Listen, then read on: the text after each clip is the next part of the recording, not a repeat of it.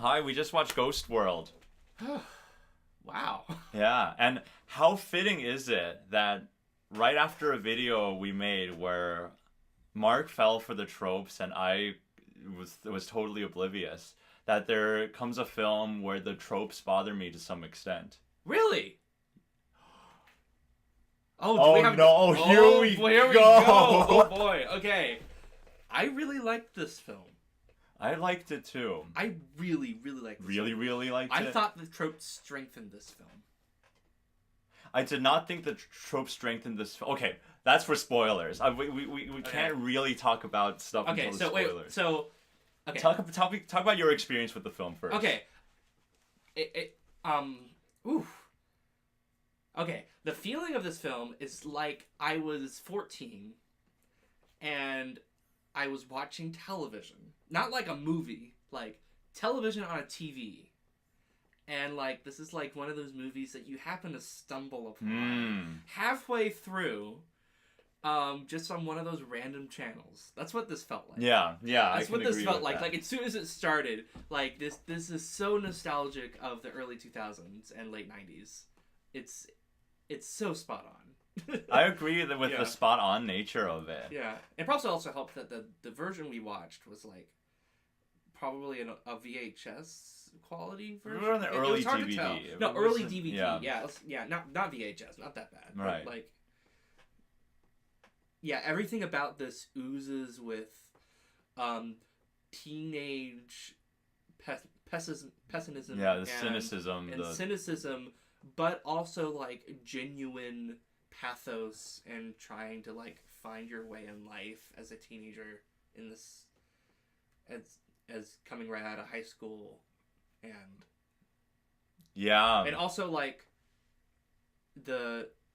how amiable your identity was a big theme in this. Amiable? Is that the right word? You mean how changeable? Oh, malleable. Yeah. Malleable. Amiable means Not that people amiable. like you. Oh, well, not amiable. Malleable. Yeah, and also like how absurd the world is. Yeah. There's lots of absurdity that's like pessimism about the world.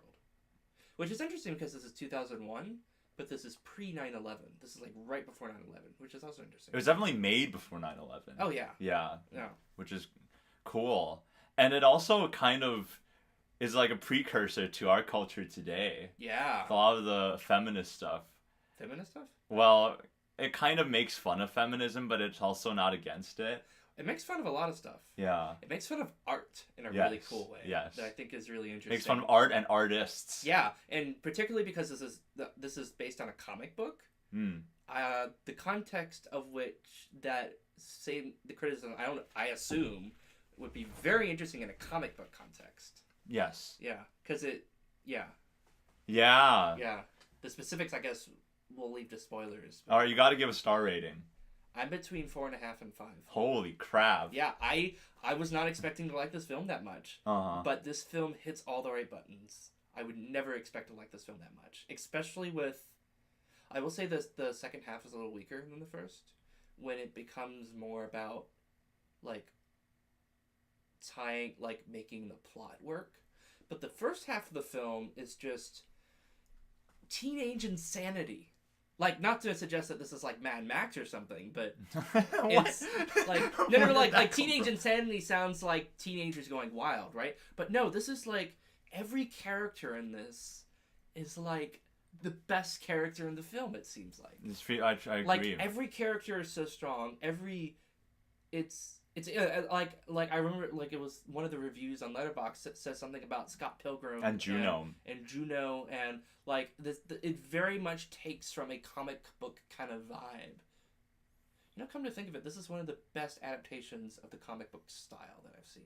I can agree with that. Yeah, like even compared to something like Scott Pilgrim, which does it masterfully. Right. It doesn't have the same artistic flair as Scott Pilgrim. This is because this is because Edgar Wright. Yeah, Edgar Wright, and like it's not about the editing shots or the fancy special effects and the video. Effects. It's not that kind of film. It is a grounded teenage coming of age film that is this really weird and out there. Cool. Yeah. Okay, here's my take on it. Here we go. I'm still processing it because I felt like this with a weaker second half. I thought the second half was weaker too, but it felt like it almost grinded to a near halt. However, what surprised me was how I thought there was still more of the film left when the ending happened. And actually, I don't know. I'd say that the very end of the film left me with something where it changed my perception of the film, and now I'm tempted to rate it higher. The film is 4 stars. Okay. For me. I'm landing on 4 stars. The first half is actually amazing with the teenage insanity. I definitely felt it. There were just so many good moments and so many references to culture that I don't expect. And I don't want to ruin any of the jokes. Yeah, we shouldn't. But like, there were a couple of references in here, but we're like, what? You referenced that? Exactly. Like the sort of stuff that like no one ever talks about, really. At least not in like mainstream culture. But then someone brings up this totally like. I think we're talking about the same thing. Yeah. Specific thing. Yeah. It makes it apparent that the filmmaker for this like really enjoys artsy film. And the fact that moment was just some random. Maybe I was saying too much. It was just some random side character saying it. It didn't even have anything to do with the plot. Yeah. Both people involved in that conversation were side characters. Yeah. But it just made it so much better. I think they understood, especially in the first half, they understood the setting, each setting. For example, now they're in a diner. Now they're in some other place. They knew how to make comedy that works for that setting. Now they're in an art class. How are we going to make comedy there? And I don't know how much of it is the comic book, but even if all the jokes were from the comic book, the way they time all the jokes in the movie is still something to be commended. Yeah. Also, I almost think it's a shame. I would guess this not to be the case. But whoever did costume design for this film deserves an Oscar. Absolutely. They deserve a fucking Oscar. Absolutely. It was incredible. The main character, main character is dressed beautifally. And that's all Thora I'll say. Birch, That's all I'll say. And very fitting for whatever mood she's in. You can tell she dresses for the occasion. And we'll get into that. But it's not just the main character. Like every character in this film is costumed beautifully. Absolutely. Absolutely. Yeah. I'm ready to move to spoilers. I would recommend Juno, obviously. I would not recommend Scott Pilgrim. The vibe is a little too different. Vibe's too different. Yeah. I'm trying to think of other comic book movies. Double feature of this and Lost in Translation would be very interesting. Just because this is almost like if we're talking about Scarlett Johansson. Lost in Translation. Wait. If we're talking about Scarlett Johansson's character, her evolution in the film, I can totally see her becoming her character in Lost in Translation by the next movie. And I'll talk about that more in the spoilers. There might be some spoilers for Lost in Translation.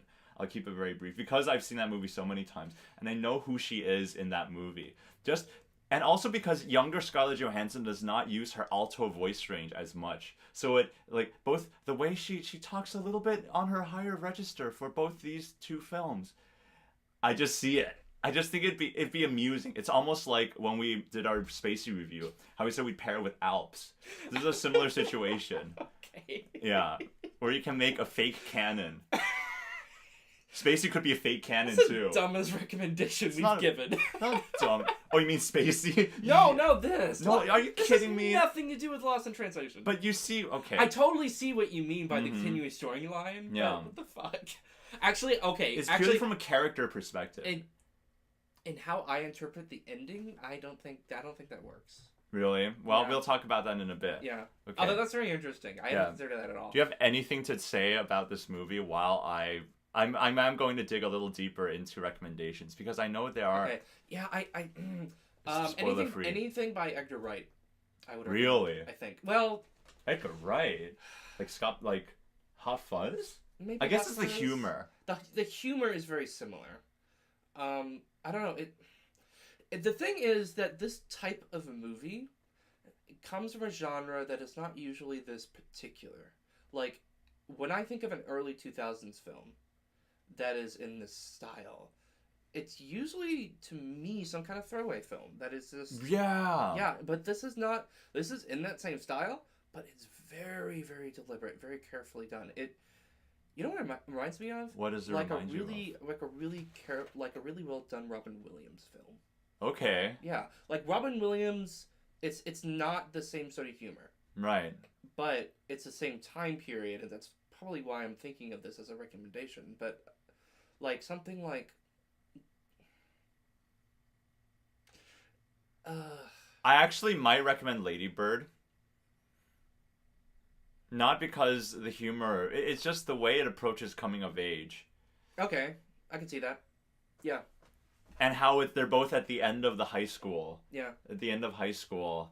And they're really trying to grow out of their bodies and become grown-ups and try different Well, things. then I recommend Boyhood. No.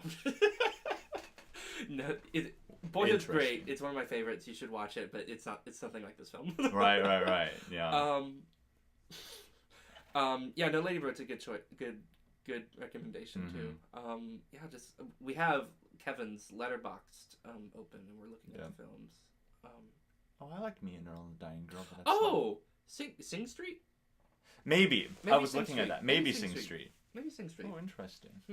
It's not quite the same thing, but Sing Street is same director as Once, the musical film, and Sing Street is also a musical film. It's about a boy who forms a band because of a girl he likes.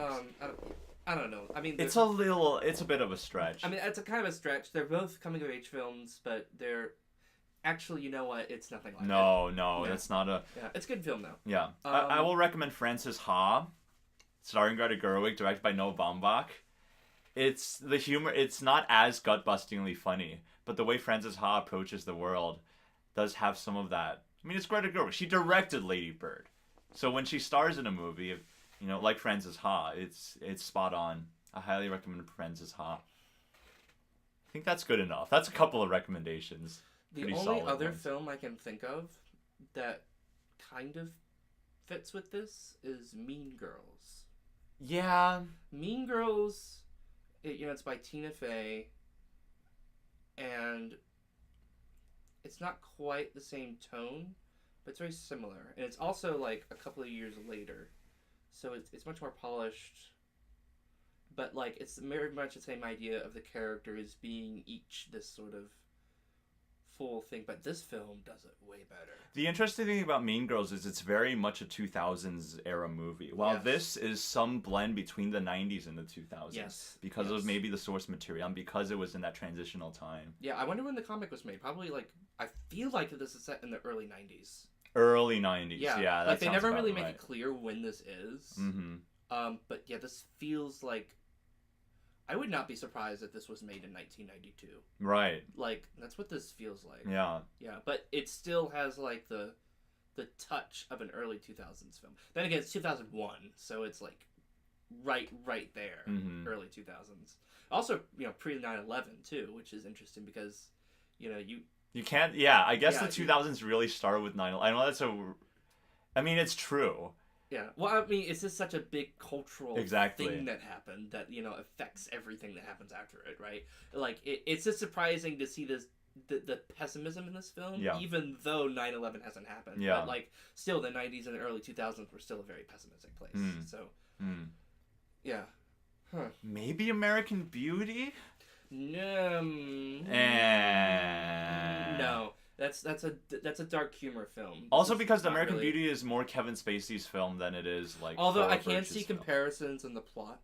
Yes. But no, not especially from the kids' perspective. I feel like there's so many films out there that are just escaping me that would fit really well with this. But like that's how it feels. They're like early to me 2000s. too. I think it's because they're early 2000s films that are just not memorable.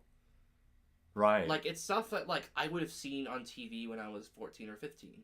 Yes. And just like as a 23-year-old, I have no memory of. Yeah. And like I wasn't thinking very critically about film back then. This film has a huge cult status, and you can just see why, because few films do it this well. Yeah, this film is really an outlier. Yeah, maybe if I rewatch it, I might actually like it more. I have a strong feeling that it might. I'm interested in like your specific thoughts on what bothered you. Yeah, here we go. Yeah. I think it's time. Time for spoilers. Time for spoilers. Yep. Okay, spoilers. Okay, go.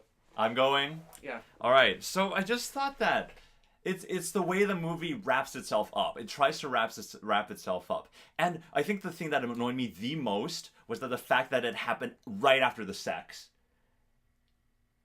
Right after the sex with Steve Buscemi when they sleep together. That's when like the film kind of begins to tie itself up together. That's when it becomes a typical kind of rom-comish kind of thing. Yeah. It loses the first half of the film has this wishy-washiness in direction. And a zaniness. That is really magical. Yeah, I think so too. And it loses that by the end because the plot gets in the way. Yes. Yeah, I totally agree. Yeah. But again, it's that very ending where the moment she got on the bus, I mean, of course, from a character standpoint, it's like she's fed up with everything and she's kind of fulfilling the dream she had when she was younger. Who knows how long she'll be out of... She'll actually stay on the bus for. Also, the fact that the bus even appears is kind of magical. But for me, it also feels like the film is saying, you know what?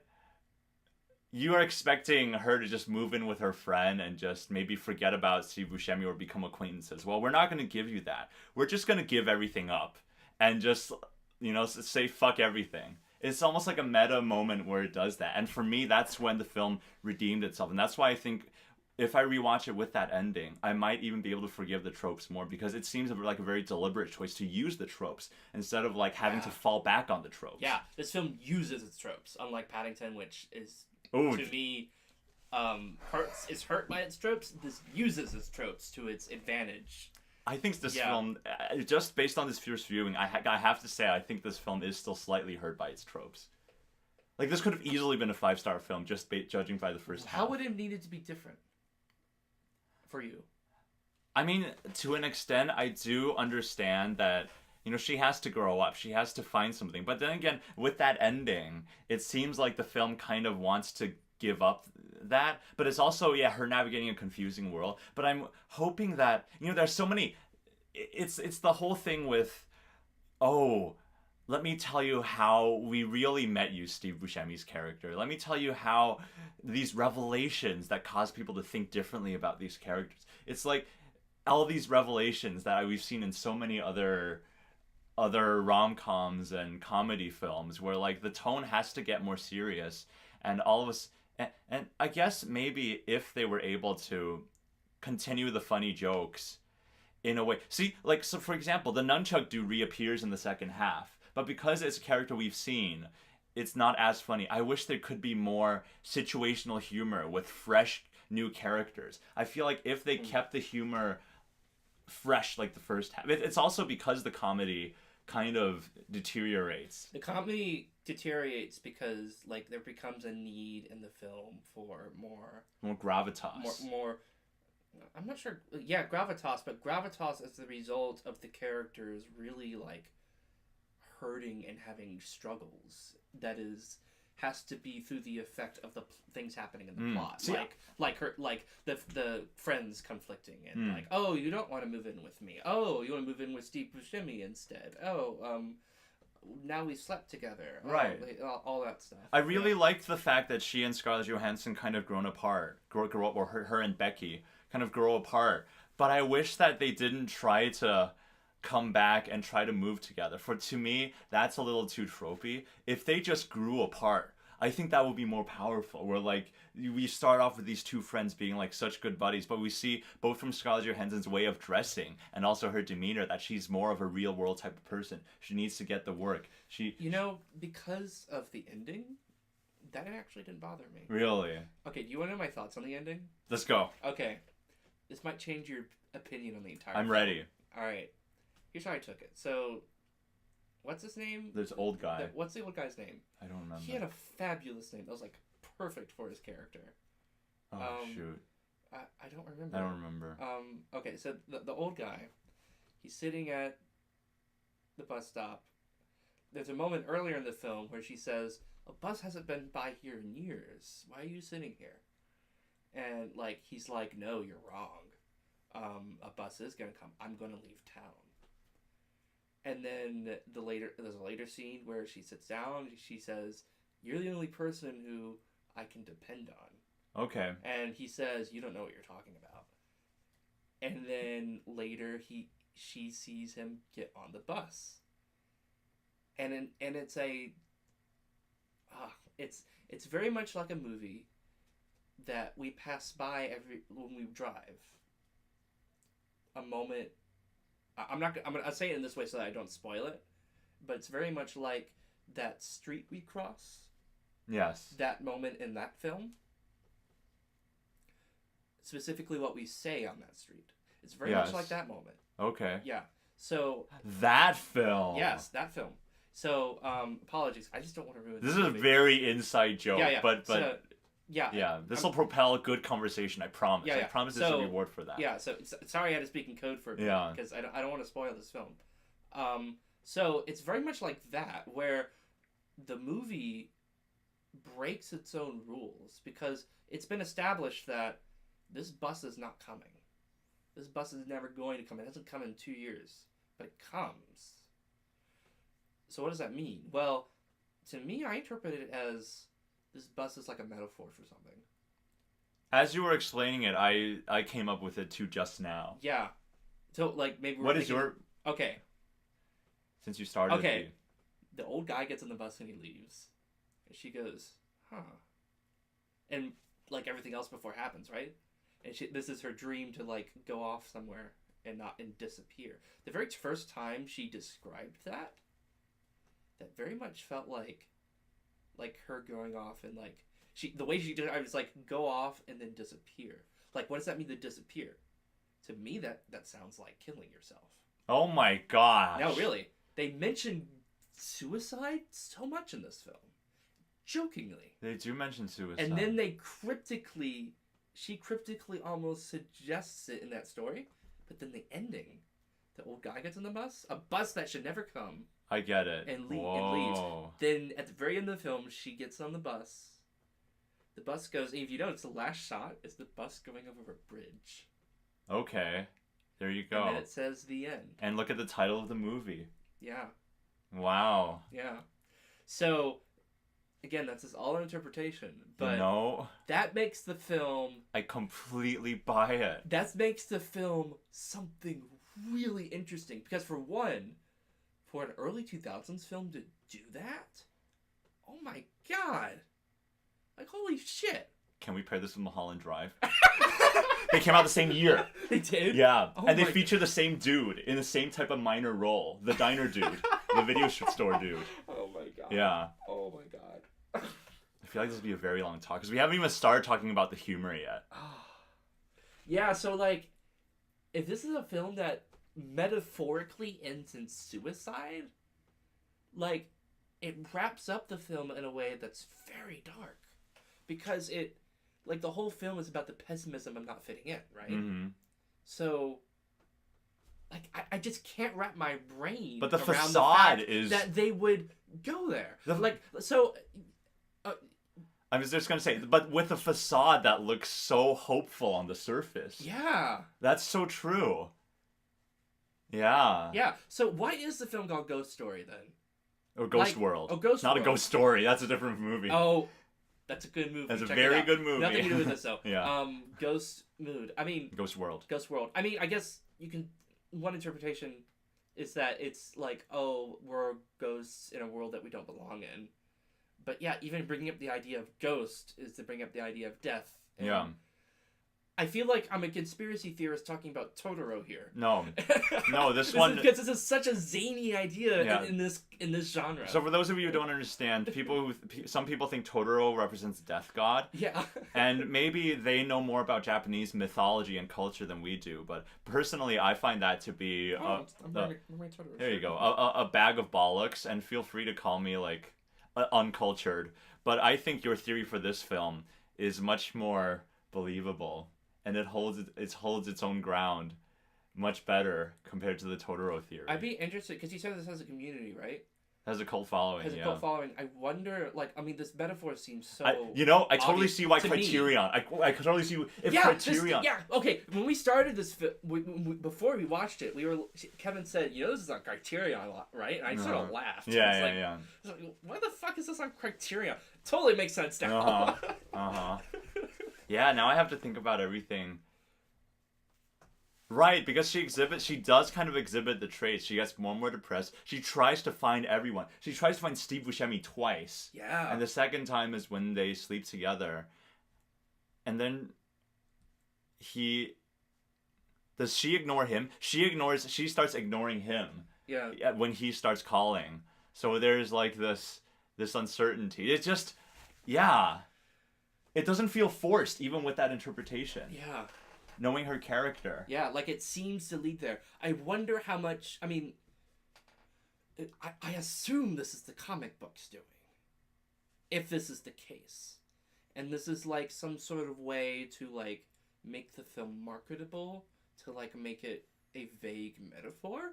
Mm-hmm. Because, I mean, who knows what happens in the comic book? It could just be a completely different ending and this is the director's choice. Right. Like, who knows? Yeah. That's crazy. Yeah. Meanwhile, Scarlett Johansson studies philosophy and marries a camera dude and goes to Tokyo. in the next dimension. Yes. Oh my god. Well, Scarlett Johansson still stays. She's still alive though. She continues on. Yes. Yes. You know what else makes this? Yeah, it makes sense because one, where she goes to school or work is never resolved. Who? Scarlett Johansson? No, where Thora Birch or the main character, Enid. Okay. And two, the whole Coons versus Cook's dilemma was not resolved. It felt resolved to me. Yeah? Yeah. Does Steve Buscemi just not... Oh, she saw the newspaper and he's like, huh. Actually, that fueled his skepticism. Right. To like showing her how like she was just like an untrusty teenager, basically. Okay, I see. I think at that point I was too wrapped up in the tropes to like really understand the subtleties. Oh, they really bothered you, didn't they? Well, yeah, quite a bit. Huh. Yeah, when the revelations happened. But now thinking about that ending, it redefines the entire it redefines the film, and I feel like I will latch on to that theory forever now because it helps me appreciate the film more. And I always want to like a film as much as possible. So there you go. Thank you. That's it. That's the theory. That's it. That's the movie. That's the movie. She dies at the end. Yeah. My God. You know, that's so funny because you do realize she's the actress who plays Kevin Spacey's daughter in American Beauty. Should we go kill your father? Man. Yeah. I wonder if she's being cast in roles where she's just having affairs with older people. She has a very young face, which is really interesting because... No, she doesn't have the affair with anybody. She has the affair with the camera kid. Kevin Spacey's daughter. Right. Not the daughter Kevin Spacey falls in love with. Not the girl... Oh, Kevin Spacey's daughter. Right. Oh, okay. Yeah, American Beauty is not a story of incest. Okay, no. That would make it even weirder. No. But yeah. Yeah. Okay. Yeah. I totally missed that. No. Yeah. So while Scarlett Johansson was around 17 or 18 in this movie, I'm guessing Thora Birch was in her late 20s if she was already doing. American Beauty was in 1999. Thora Birch was definitely older than Scarlett Johansson, so it's interesting to see the I don't know. It's just interesting to see where this film is in these actresses' careers because I haven't seen anything else other than American Beauty, and now this with Thora Birch in it. So, yeah. And then there's Steve Buscemi, who like of Coen Brothers fame. The moment he walked into the freaking diner, we cracked up. And there's laughing. actually a funny thing because I knew that it was going to be Steve Buscemi. Oh really? Because I had no read clue. the synopsis. I had no clue. Yeah, you didn't. Yeah, I was like, I wasn't even thinking about Steve Buscemi because I was so caught up in just the ridiculousness of everything. And then like Steve Buscemi walks in as the guy who with the cardigan. with the green cardigan. Yeah. But what's so brilliant about that is like within 5 minutes you start feeling sorry for him. I felt sorry for him immediately. Yeah, something this film like really does is like every action. This is part of the director just being a really good director, or like having the actors make such strong choices that are not subtle, and like you always know what a character's thinking. That's very true. Which, I agree. Which almost like is simplifying it, but in terms of matching the aesthetic of a comic book, is like perfect. Also to match the thought process of a teenager that's just graduated from high school. I just thought of a perfect recommendation that I should have given. What is it? Pee-wee's Big Adventure. I thought about that. Yeah. You think so? Yeah. Well, I wasn't sure if it was not because of the humor, but because of the black and white. The successful transition from a cartoon style to a live action style. Okay. Pee-wee was not a comic book. It's not a graphic art book, but it comes from a tradition of cartoons. Slapstick Looney Tunes style. Slapstick Looney Tunes humor. Yes. This is not Looney Tunes humor, but it's a transition from the animated like over exaggeration. This feels like something you read in text bubbles. Yes. Yeah. As the same as for. And not really the same for Pee-wee. I mean, I don't know. There's just so many comparisons. To the style, and both are executed really beautifully. Yeah. I would agree with that. Man, you know what I'm sad about? I wish we called our channel Mirror Father Mirror.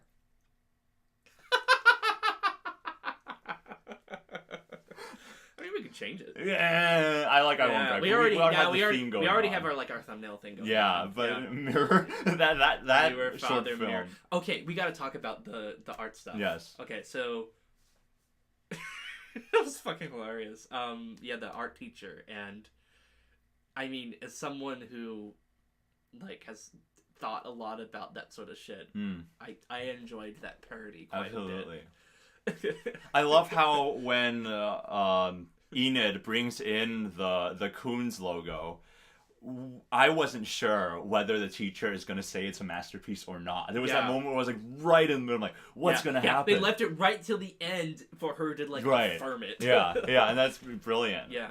And then you see Margaret or whoever that other girl just go, oh, really? Yeah.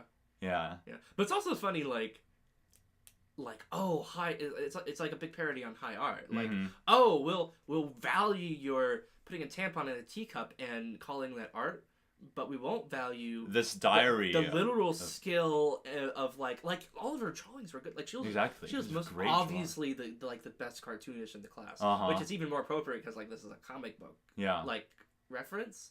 Which I mean I wouldn't be surprised if that was just firsthand frustrations on the artist's part.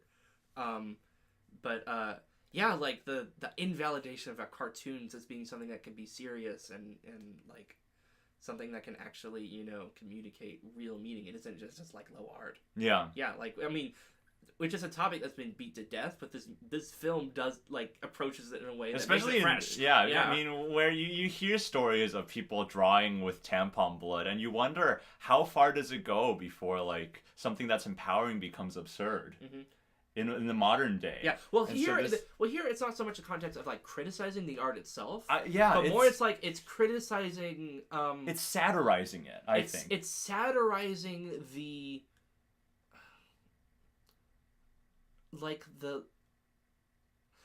What makes it interesting is that it's in the context of a summer school class, where the teacher is very obviously like this person who loves high arts and is like performance art and shows the film like the introduction to her character is a ridiculous film that is just so fucking funny, at least to us. Yes. I mean, you may completely. Not. I mean, anyone if you don't know, like if you're not familiar with like the weird avant-garde shit that we watch. Oh, the Fellini joke. Yeah, the Fellini joke.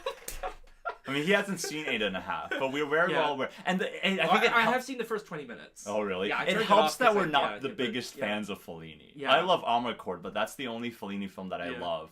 And it's the fact that, he just goes in. I mean, first I see the Mahala Drive diner dude, and I'm like, okay, what's this going to be about? And this dude just like, this isn't a Blockbuster shop, and he's like, do you have an 8.5 by Fellini? And then the other guy just looks so confused. Like, can you imagine someone going to a Blockbuster and just asking that? Like that's just like, situational comedy at its best. Yeah. Well, it's even funnier if you know that film, because you know, like, a Blockbuster's not gonna have that. Right, exactly. Absolutely. 9.5 weeks. Yeah. It was great. Yeah, but to go back to the oh, sorry. Yeah, I had to mention it before you forget it. Yeah, no, it's fine. Yeah. This is meant to be just freeform rambles. Like,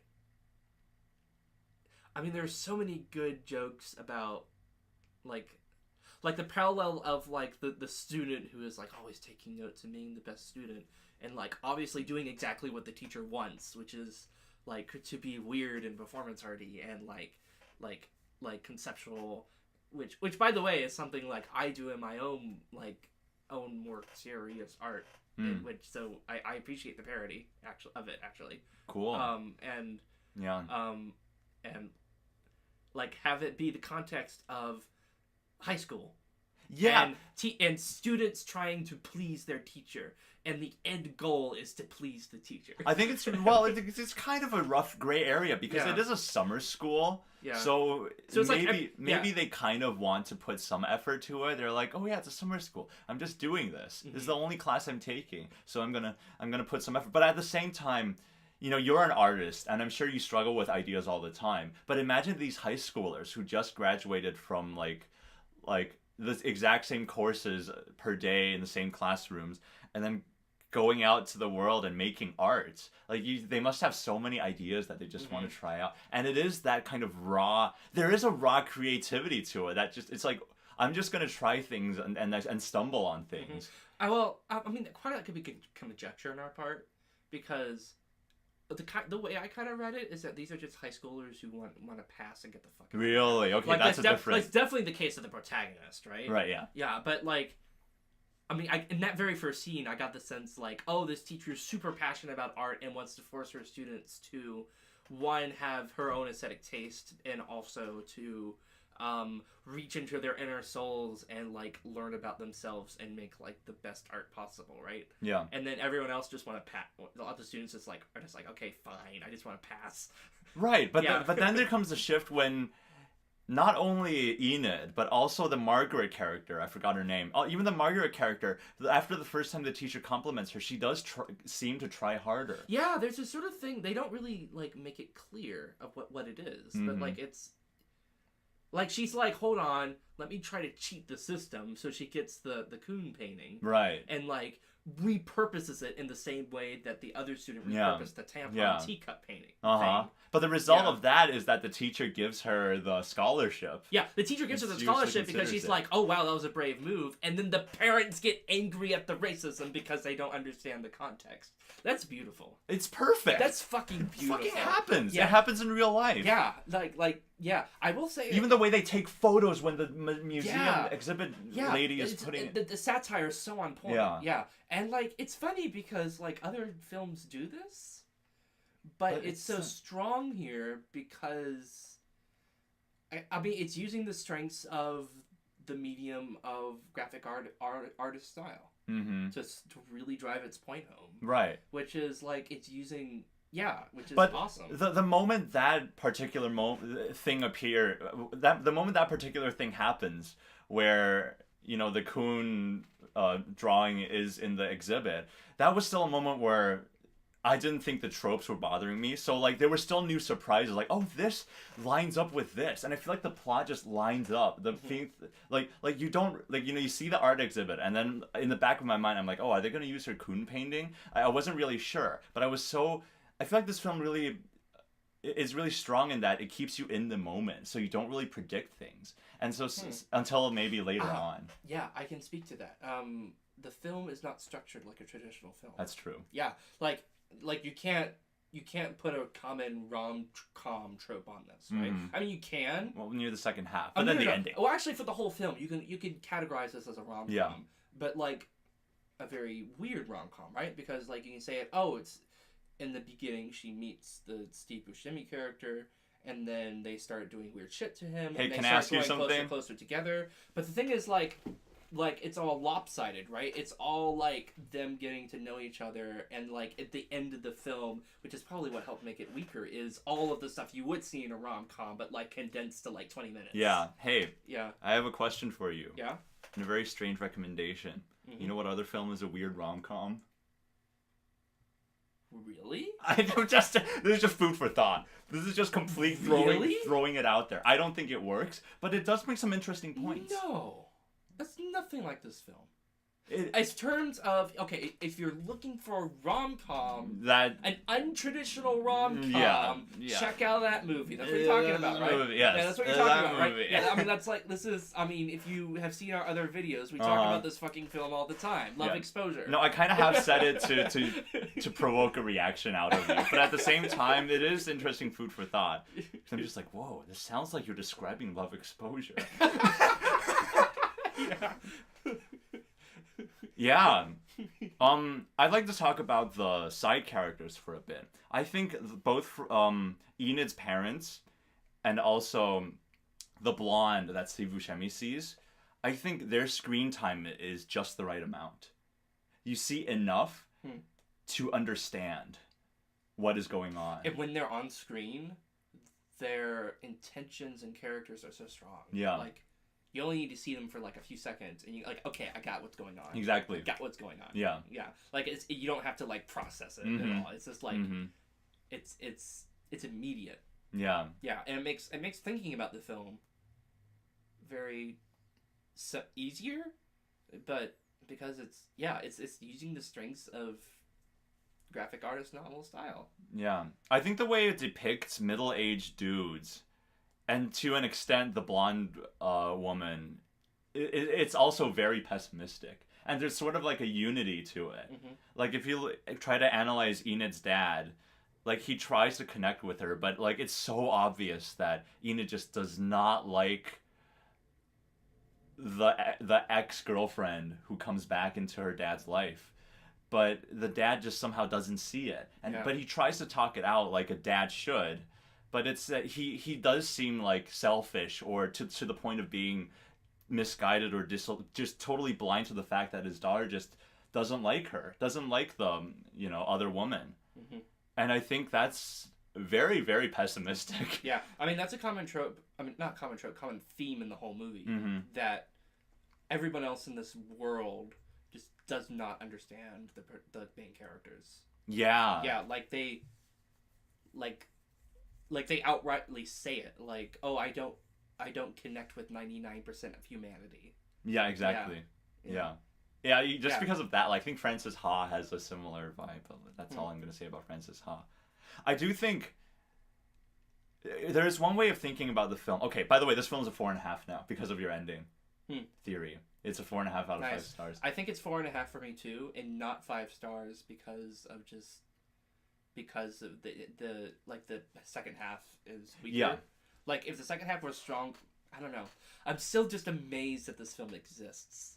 And for that, and I gotta okay. So my criteria for giving a film's 5 stars, if it's something that's truly special, I think this film is truly special. I think this film's truly special. So I'm tempted to give it 5 stars, even though I would not mind rewatching it later in August or something. Okay. Maybe. I don't know if I'll be down, but I partially for me, I just wanted to experience that ending. Yeah. With the theory in mind, and watch the entire film thinking of it like that. Me too, because man, that would be a really different experience. Right. Like looking at it through that lens. Right. I think the film is very deliberate. Like we can interpret, how in the second half the tropes come out. What if that is the transition into adulthood? There's one moment that could interpret it that way too. There's one moment that makes me think of it. Yes. You know how they're at the prom or the post graduation dance, and you see this really annoying chick who tries to socialize with everybody. You see her one other time, and that's still in the first half of the film when she randomly appears at the diner. And I was just thinking about that. I'm like, why doesn't she appear in the second half? And then I thought about like the kind of the tonal shift, and I do feel like it's about the tail end of high school versus the beginning of the beginning of adulthood, or college, or whatever you call it. Yeah, I think it's undeniable that it's meant to symbolize a transition to from where she is now to somewhere else. Somewhere else. Yeah, and you know what? It's probably that's the genius of this film. It leaves it up to interpretation, and they very clearly have put postmarkers so that depending on however you want to see the film, you can see it as the pessimistic way as suicide or the optimistic way as moving on and going into adulthood. Yeah. Yeah. Yeah. Which is, I mean, what other early 2000s movie has had that sort of finesse? I bet it exists, but it's more underground. Like Ghost World is not. Who like where is it? I think there's one. Yeah. No. Hey, this is our first. Isn't it funny how I said I need to watch a film that's like before 2010, and then the moment I saw this, I'm like, this might be good. Yeah. I thought it was just gonna be funny. I did not expect it to be I thought this would just be like a sort of throwaway, like Freaky Friday.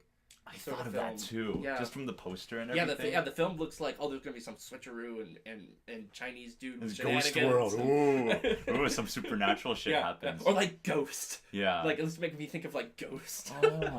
Oh, I can't believe we just brought up Ghost. I haven't even seen it and I don't even want to. Yeah. Whoopi Goldberg becomes Patrick Swayze. I will say that film was pretty entertaining. Okay. I mean, I saw like with my mother and I, we would watch all of these like early 2000s. That's 1990. Ghost is 1990. Or 90s films, yeah. Like these old VHS films, like that. I mean, if you're just chilling with your family and watching these cheeky movies that are just like entertaining, right? Yeah, there's a certain kind of enjoyment you can get from that. Yeah.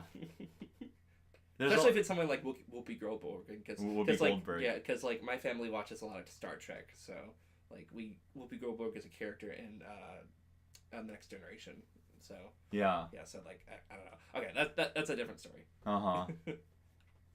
But another scene, like the dad party, the middle-aged men record chit chat party. I feel like clearly this film came out at a time where traditional TV sitcoms were a thing. And so some of the set pieces reminded me of like, this is like a sitcom scenario. Except we don't have the laughing track, and the humor is arguably more fresh. Yes. Well, undeniably, yeah. Yeah, and there's like this, like they lead on the tropes, and it's like funny because the film sort of recognizes that there are tropes and that like there are stereotypes, and that's what the film is. Like there's the guy who's the total asshat who's trying to get into the girl's pants and stuff at the party, who is God, completely weird and inappropriate. And I mean, like this is the best example I've seen of like adapting a source but changing it to fit entirely within the live action genre, but without any of the visual flair that something like Scott Pilgrim does to help convince you that this is a graphic novel. Yeah. Like this makes me wonder, like if Scott Pilgrim were stripped away of all of the visual candy, would it still feel like a graphic novel? I think it will. It probably would, but because that's also a really good movie. It's a very different type of graphic novel feel. I think Scott Pilgrim, if you strip away of all its visual style, it's very two-dimensional. Yes. The plot is all the characters are two-dimensional. Yeah, it's very flat. Yeah, but in that sense, it fits a comedy in another way. Not in a way that Ghost World does. Ghost World brings out all the... Yeah, Ghost World has no visual flair, and it achieves so much without it. I'd say no visual flair. Well, that's true. The settings are very wonderful. The costume work is wonderful. I mean, like, no visual flair and, like... In, like, special effects, or, like trying to make it look... Like going outside live action to make it more like the media that it came from. That's like, this is not, true. like... You would be told that this never came from a comic book, and it wouldn't ever change your opinion on it. I feel like I mean, for us it's useful because we're critiquing it, right? But I mean, just as far as enjoying it, like you don't have to come from a comic book world to enjoy this because it has successfully transitioned into live action, like almost perfectly, right? Yeah. I think that's a good place to end it. We can keep on thinking about specific jokes, but I don't think that's necessary. I mean, is there anything we haven't talked about? I feel like That's the big idea. I mean, we've basically gotten the big idea of the thing. Yeah. Yeah. I think that's good. Okay. Do you still think there's something? Yeah, but I don't know what. Okay. Well, Well, I can't think of it, so I guess we better turn off the camera. bye. Okay.